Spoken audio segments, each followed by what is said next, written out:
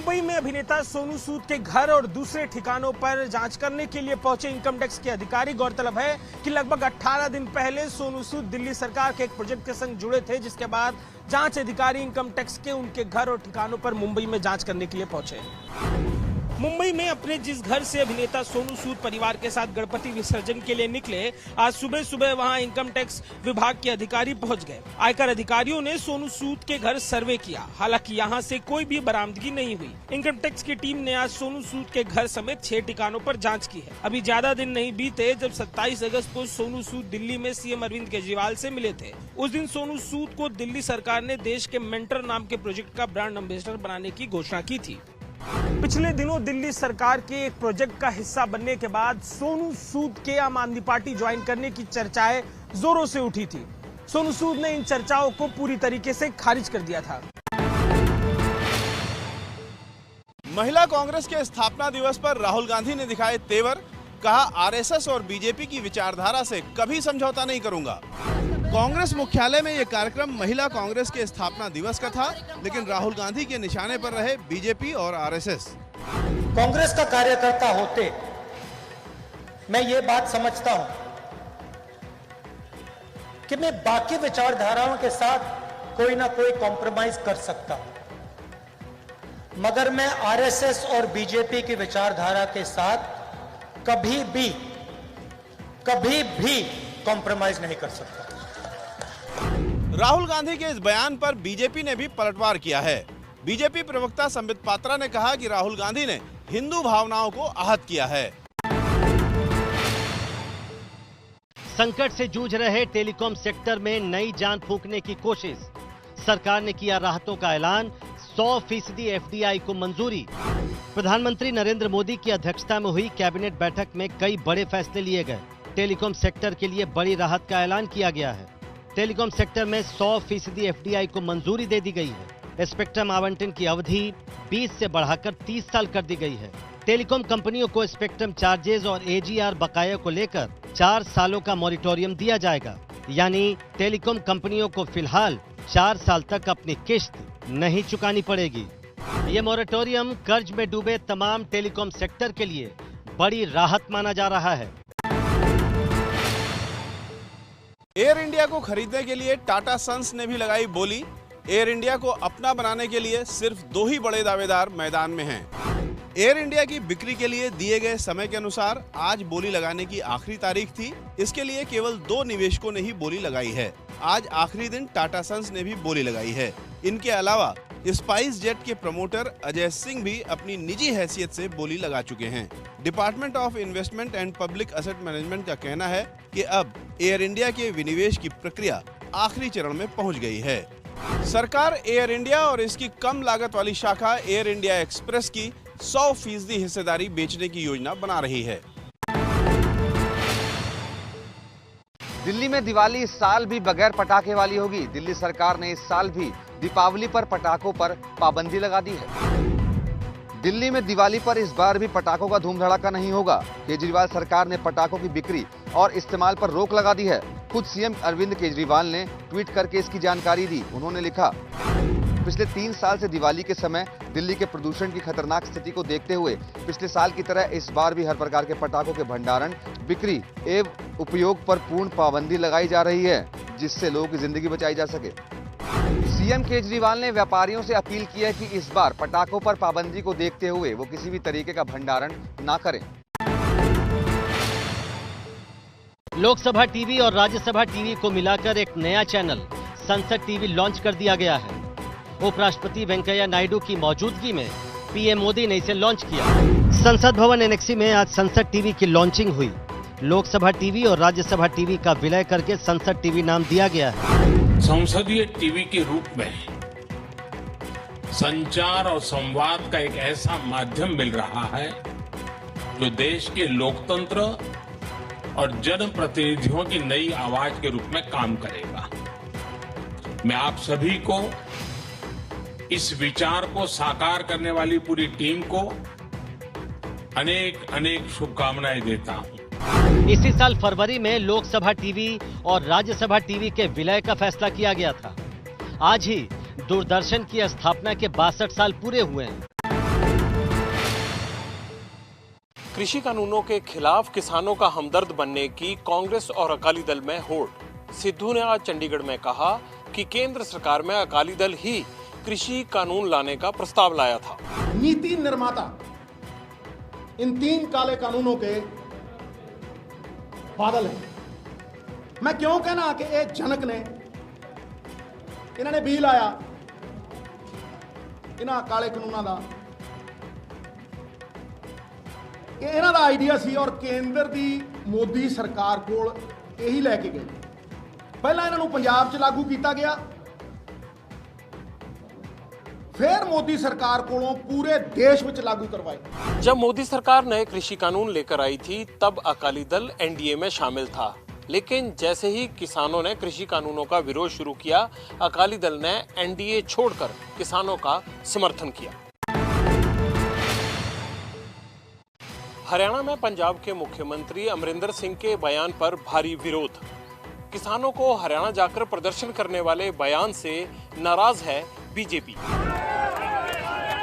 पुतले जलाए जा रहे हैं। पंजाब के मुख्यमंत्री कैप्टन अमरिंदर सिंह के खिलाफ नारेबाजी और प्रदर्शन हो रहा है। तस्वीरें हैं हरियाणा की। यहाँ करनाल और फतेहाबाद समेत कई जगहों पर आज बीजेपी ने ऐसे ही मोर्चा खोला। बीजेपी कार्यकर्ता पंजाब के मुख्यमंत्री अमरिंदर सिंह के उस बयान से नाराज हैं जिसमें उन्होंने किसानों से कहा था कि किसान पंजाब की जगह हरियाणा और दिल्ली में प्रदर्शन करें, क्योंकि पंजाब की अर्थव्यवस्था को प्रदर्शन से नुकसान हो रहा है। इससे पहले भी कैप्टन अमरिंदर सिंह किसानों पर ऐसे बयान दे चुके हैं। पहले उन्होंने कहा था कि किसानों को मार्च निकालना है तो वो दिल्ली जाएं।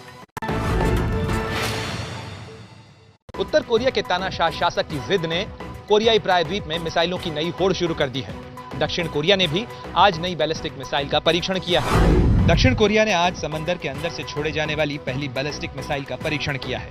इसे दक्षिण कोरिया ने स्वदेशी मिसाइल कहा है, जो कि पहले से तय दूरी से और लक्ष्य पर 3000 टन वाली पनडुब्बी से दागी गई। दक्षिण कोरिया का कहना है कि इस मिसाइल से देश को संभावित बाहरी खतरों से बचाने और आत्मरक्षा करने में मदद मिलेगी। दक्षिण कोरिया ने नया मिसाइल परीक्षण उत्तर कोरिया की तरफ से हाल ही में किए गए 2 कम दूरी की मिसाइलों के परीक्षण के बाद किया। उत्तर कोरिया ने एक नई क्रूज मिसाइल का भी परीक्षण किया है। हैदराबाद में ब्रेन डेड व्यक्ति के हार्ट से बचाई गई दूसरे व्यक्ति की जान। ग्रीन कॉरिडोर बनाकर ब्रेन डेड व्यक्ति के हार्ट को तेजी के साथ एक अस्पताल से दूसरे अस्पताल तक पहुंचाया गया। इसी तरह सायरन बजाती हुई एम्बुलेंस से हैदराबाद के मलकपेट स्थित यशोदा हॉस्पिटल से एक ब्रेन डेड व्यक्ति का हार्ट पंचगुटा स्थित निम्स हॉस्पिटल पहुंचाया गया, जहां एक व्यक्ति का हार्ट ट्रांसप्लांट किया गया। पूरे रास्ते भर इसके लिए ग्रीन कॉरिडोर तैयार किया गया ताकि ब्रेन डेड व्यक्ति का हार्ट पहुंचाने में ट्रैफिक की कोई भी बाधा न आए। जिस ब्रेन डेड व्यक्ति का हार्ट किसी की जिंदगी बचाने के काम आया, वो शख्स पुलिस कांस्टेबल वीरा बाबू थे, जो कि सड़क हादसे का शिकार हो गए थे। कल उन्हें ब्रेन डेड घोषित किया गया था। ब्रेन डेड होने के बाद कांस्टेबल के परिवार ने उनका हार्ट दान करने का फैसला किया, जो कि किसी की जान बचाने के लिए काम भी आ गया। अकाउंट में गलती से पैसे आए तो खाता धारक ने पीएम मोदी के भेजे पैसे बताकर बैंक को लौटाने से इनकार कर दिया। अब इसी जुर्म ने उसे हवालात पहुंचा दिया। बिहार के खगड़िया जिले के मानसी इलाके के रंजीत राम के हाथों में अब हथकड़ी है। इसकी वजह है वो 5.5 लाख रुपए जो इनके अकाउंट में ग्रामीण बैंक की गलती से आए, लेकिन इन्होंने लौटाने से इनकार कर दिया। रंजीत राम ने बैंक को बताया कि उनके अकाउंट में आए 5.5 लाख रुपए प्रधानमंत्री नरेंद्र मोदी ने सीधे भेजे हैं। खाताधारक ने पीएम मोदी का नाम लेकर वो पैसे लौटाने से मना कर दिया। जब तक बैंक को इसका पता चलता तब तक रंजीत राम ने पैसे खर्च भी कर डाले। बाद में बैंक मैनेजर ने पुलिस की मदद से पैसा न लौटाने वाले रंजीत राम को गिरफ्तार करवा दिया। उस व्यक्ति को बैंक वालों ने पुलिस की मदद से गिरफ्तार तो करवा दिया, लेकिन उनके सामने सबसे बड़ी चुनौती है कि आखिर वो 5.5 लाख रुपए की वसूली कैसे हो। आईपीएल के बाकी बचे मैचों में दर्शकों को स्टेडियम में मिली एंट्री की इजाजत। इससे पहले आईपीएल सीजन 14 के पहला भाग में दर्शकों को बिना ही मैचेस खेले गए थे। आईपीएल के इस सीजन के बाकी बचे मैच यूएई में 19 सितंबर से शुरू हो रहे हैं, लेकिन इस बार स्टेडियम खाली नहीं होंगे। दर्शकों को भी आने की इजाजत मिल गई है। दुबई, आबू धाबी और शारजाह में कोविड प्रोटोकॉल को मानते हुए दर्शकों को मैच देखने की अनुमति है। दुबई में पहले ही दिन 5 बार की चैंपियन टीम मुंबई इंडियंस और 3 बार की चैंपियन चेन्नई सुपर किंग्स के बीच मुकाबला है। दर्शक इस मैच के लिए 16 सितंबर से टिकट खरीद सकते हैं। टिकट आईपीएल की वेबसाइट में मिलेंगे। हालांकि स्टेडियम में कितने फीसदी दर्शकों को एंट्री मिलेगी, इस पर अभी भी कुछ बताया नहीं गया है। आंध्र प्रदेश के 2 कलाकारों ने लोहे के कबाड़ से बना डाली प्रधानमंत्री मोदी की 14 फीट की मूर्ति। इस मूर्ति में ऑटोमोबाइल के 2 टन वजन के कबाड़ लगे हैं। ये एक ऐसा दृश्य है जो सबको चकित कर देगा। Bike chain, gear wheel, rod, nut bolt जैसे तमाम सामानों से पीएम मोदी की इस मूर्ति को ये आकार दिया गया है। इसका वजन है करीब 2 टन और मोदी को इस खांचे में ढालने वाले कलाकार है कतूरी रविचंद्रा और उनके पिता कतूरी वेंकटेश्वर राव, जिनके हाथों के इस हुनर ने पीएम मोदी की ये मूर्ति तैयार की है। ये पिता पुत्र आंध्र प्रदेश के सूर्या शिल्पाशाला के रहने वाले हैं। उन्होंने 10 अन्य सहयोगियों की मदद से ऑटोमोबाइल के कबाड़ से ये कलाकारी की है। इन कलाकारों ने ये मूर्ति प्रयोग के तौर पर बनाई है और इसे जल्द ही बेंगलुरु में प्रदर्शित किया जाएगा। बाहुबली जैसी सुपर डुपर हिट फिल्म बनाने वाले एस.एस. राजमौली की आने वाली फिल्म RRR की रिलीज की तारीख टाल दी गई है, यानी आलिया भट्ट के प्रशंसकों को अभी और इंतजार करना होगा। फिल्म RRR पहले जुलाई में रिलीज होने वाली थी, लेकिन फिर इसे स्थगित कर दिया गया। इसके बाद इसकी रिलीज की नई तारीख तय की गई 13 अक्टूबर, लेकिन एक बार फिर RRR की रिलीज होने की तारीख टाल दी गई है। फिल्म की अभी कोई नई रिलीज डेट सामने नहीं आई है। फिल्म में आलिया भट्ट सीता के किरदार में नजर आने वाली हैं और साथ ही जूनियर NTR, रामचरण और अजय देवगन भी फिल्म में नजर आएंगे। बताया जा रहा है कि फिल्म प्रोड्यूसर मूवी थिएटरों के पूरी तरह से खुल जाने का इंतजार कर रहे हैं। शायद इसीलिए रिलीज की तारीख टाल दी गई है। दिल्ली पुलिस ने इस मामले में अब तक गिरफ्त में आए 6 आतंकियों को आज दिल्ली की पटियाला हाउस कोर्ट में पेश किया। 4 आतंकियों को तड़के सुबह पेश किया गया, तो वहीं 2 आतंकियों को दोपहर में पेश किया गया। 6 आतंकियों की अदालत में पेशी के दौरान दिल्ली पुलिस ने 14 दिन की रिमांड की मांग की, जिसको अदालत ने मान भी लिया। दिल्ली पुलिस ने दलील देते हुए कहा कि ये 6 आतंकी एक बड़ी साजिश का हिस्सा है। ये पूरे देश को दहलाना चाहते थे। कथित तौर पर इन 6 आतंकियों की गिरफ्तारी के बाद अब दिल्ली पुलिस अगले 14 दिनों के दौरान इनके मददगारों तक पहुंचने की कोशिश करेगी और इसी कड़ी में यानी कि अब इस ऑपरेशन में दिल्ली पुलिस अकेले नहीं बल्कि महाराष्ट्र पुलिस और यूपी पुलिस भी उसकी मदद कर रही है। अदालत में दलील देते हुए दिल्ली पुलिस ने कहा कि इन 6 कथित आतंकियों को अगले 14 दिनों के दौरान देश के अलग अलग हिस्सों में ले जाया जाएगा और ये पता लगाने की कोशिश की जाएगी कि इन 6 कथित आतंकियों के मददगार कौन लोग हैं। यूपी की राजनीति में अब्बाजान के बाद आया चचा जान। किसान नेता राकेश टिकैत बोले ओवैसी तो बीजेपी के चचा जान है।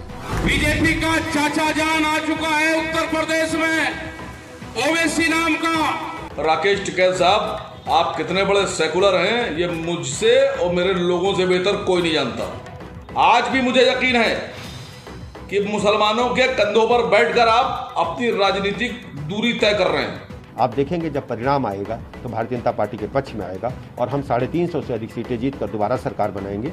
ये दल केवल बौखलाहट में लोगों को गुमराह करने के लिए बयान दे रहे हैं। ओवैसी की पार्टी AIMIM यूपी में ओम प्रकाश राजभर की भारतीय सुहेल देव समाज पार्टी के साथ मिलकर 100 सीटों पर विधानसभा का चुनाव लड़ने वाली है। और केंद्र सरकार ने भी इस बार सेब खरीद योजना मार्केट इंटरवेंशन स्कीम शुरू नहीं की है, जिससे मुश्किलें ज्यादा बढ़ी है। इस वक्त हमारे यहाँ केसरी आती है और थोड़ा सा अमेरिकन आने लगा है। इसमें रेट अभी बहुत कम है, ग्रोवर लोगों को बहुत नुकसान हो रहा है।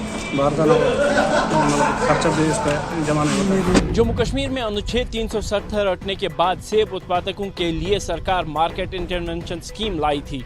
2 साल इससे फायदा हुआ, लेकिन इस बार अब तक खरीद पर इस स्कीम में सरकारी ऐलान नहीं हुआ है।